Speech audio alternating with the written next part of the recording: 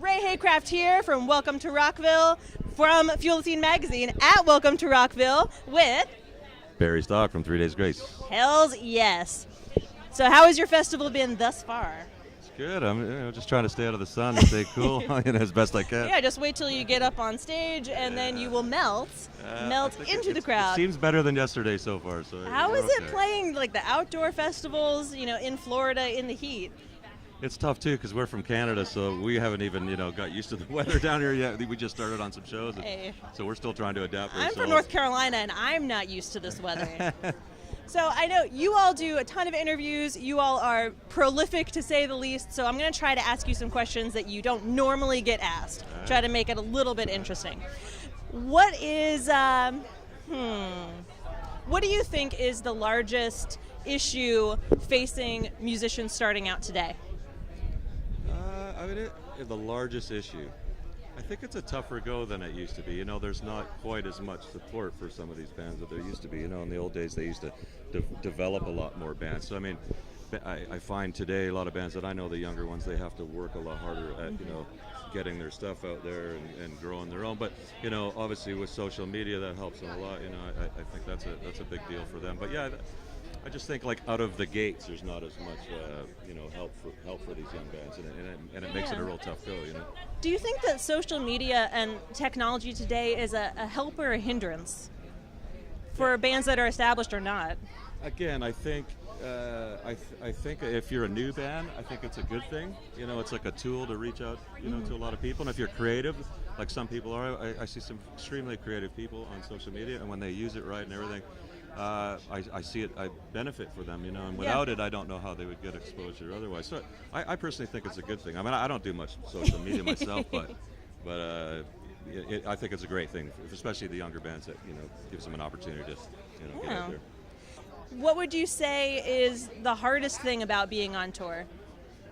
I think just the lack of sleep, maybe, and we try to keep up on it, as much as we can. The traveling part of it.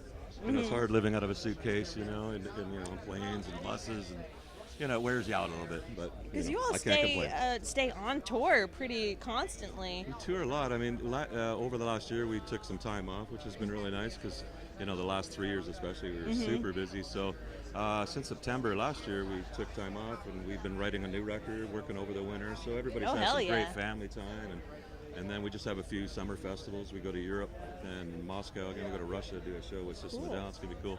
And as soon as we get back, we get in the studio and we work on we're going to record the new record. So we're hoping sometime in the fall to release that. Oh, new stuff coming to you soon. Soon is the operative word.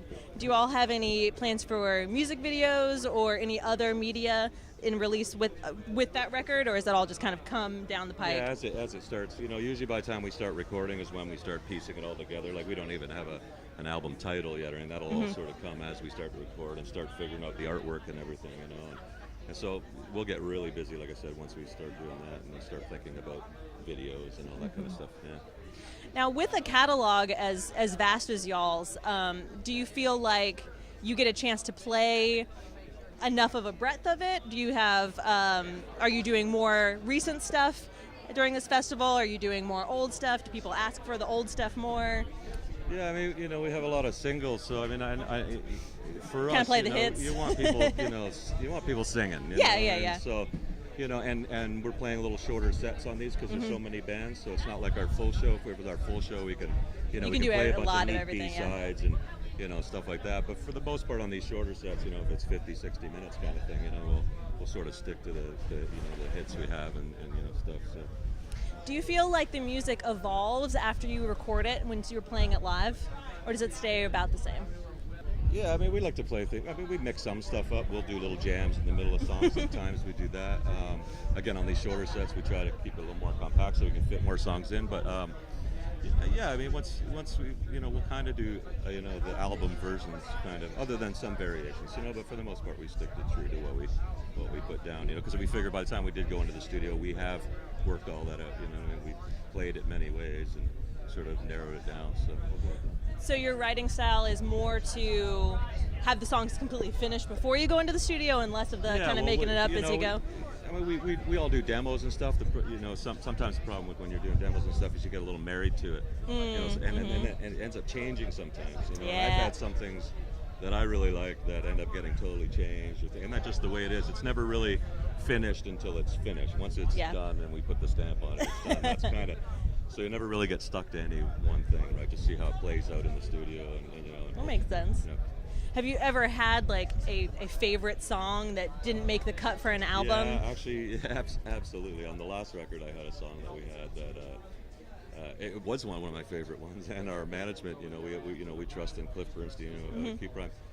We trusted him with our music a lot, and we would send him stuff, and he'd write little notes on when he hears stuff, and he wrote DNP on the song, and that means do not pursue. Right? I'm like, one of my favorite songs. And it's just like, nope.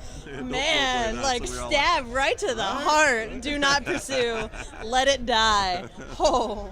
Well, do you feel like do you ever go back to old material that didn't get used? We do that all the time. Actually, through our whole writing career, I mean, that happens. It's like, oh, remember that one and it didn't make that record.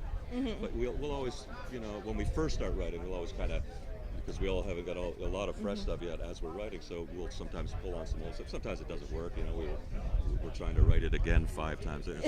You're like, all right, that's why we didn't pursue. But having said that, there's definitely some songs which, made it on an album much later, that it was like, it just kind of wasn't the time, I guess, and then it became totally fitting for, this time. And this is going to happen on this record too. There's a couple of them that we had for last record, and then we kind of rewrote them, and they're going to make it up on this record, so that's kind of neat. That's awesome. Is there anything that you can tell, any secrets of things for people to look forward to that you can tell us? Secrets? Or anything that you can give us a clue towards for fans? Not so much, no, really. I know that's always people are like, looks for management. I don't think I could tell you anything. Not so much. Like I said, we don't even have a title yet. We're just kind of go with it and see what happens. And see what happens. Yeah. All right, last one. Do you have any words of wisdom for our viewers back home? Words of wisdom. This is the one that stumps everyone. They're like, oh. Words of wisdom. Keep your head up. Stick on the ice. If there's any ice to be found, stick on it. All right, thank you so much for spending some time with us today, and have a great set. Thank you. You have a great day. All right, thank you.